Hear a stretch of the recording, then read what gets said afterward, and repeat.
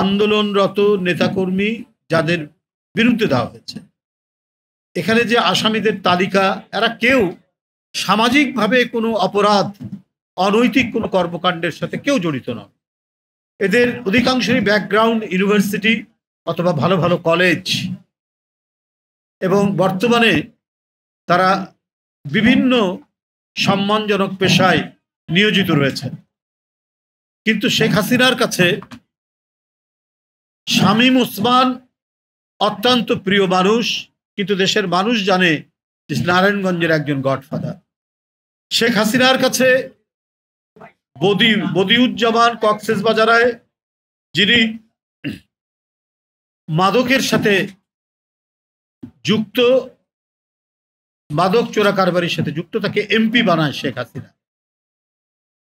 লক্ষ্মীপুরের পাপুল নামে একজন এমপি অত্যন্ত ঘনিষ্ঠ ছিলেন শেখ হাসিনার, যিনি মানব পাচার করতেন।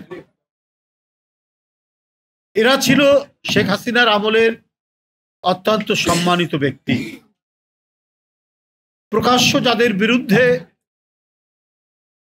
বিভিন্ন হত্যাকাণ্ড, টাকা পাচার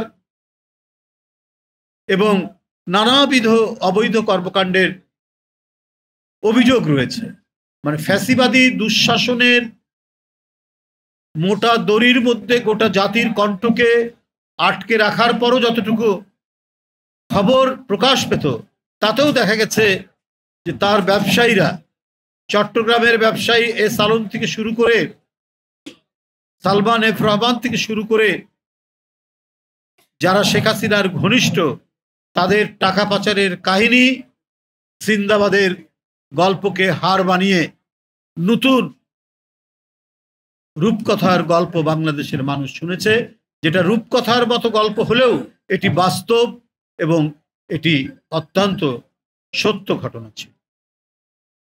এদের বিত্তবিলাস সারা পৃথিবীতে ছড়িয়েছিল। কোনো মন্ত্রীর পুত্রের খুব দামি ফ্ল্যাট আমেরিকানরা যেখানে কিনতে সাহস পায় না, আমেরিকার ম্যানহাটনে, সেইখানে সাবেক মন্ত্রী নাসিম সাহেবের পুত্রের ফ্ল্যাটের খবর আমরা জেনেছি, আমরা পেয়েছি আওয়ামী লীগের একজন এমপি এবং মন্ত্রী তার 250 মিলিয়ন পাউন্ডের কয়েকটি বাড়ি লন্ডন, ইংল্যান্ডের বিভিন্ন জায়গায় ছড়িয়ে পড়েছে, যেটা আন্তর্জাতিক গণমাধ্যমে থেকে আমরা পেয়েছি। এটা অত্যন্ত সত্য ঘটনা, এটা আমরা বানিয়ে বলছি, ডকুমেন্ট সহ এসছে। সামান্য একটি ঘটনার কথা বললাম। যিনি ইংল্যান্ডে রাজনীতি করেন, শেখ পরিবারের, তিনিও শেখ হাসিনা এবং শেখ পরিবারের যে চেতনা, দেশের মানুষের কথা বলে দেশের মানুষের পকেট কেটে বাইরে পাচার করা, সেখান থেকে তিনিও মুক্ত নন। টিউলিপ সিদ্দিকী, তিনি ইংল্যান্ডের এমপি।